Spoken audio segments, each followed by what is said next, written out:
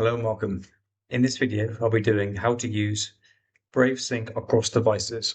So you can go ahead and click on here, go to settings down on the bottom. Then you'll see an option for sync here. Then you can press start using sync.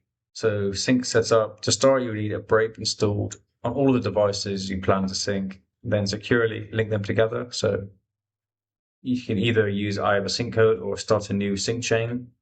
So this is a laptop and I want to sync it to my phone. So I'll press this and then it will give you a QR code in which you scan.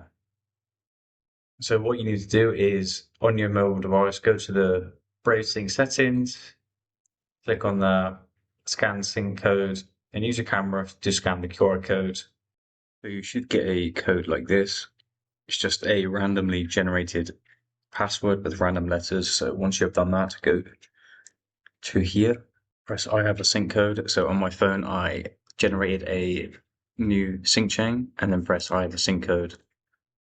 Copy and paste this here, press confirm, and then you can click on manage your devices and you'll see that the iPhone has been connected here.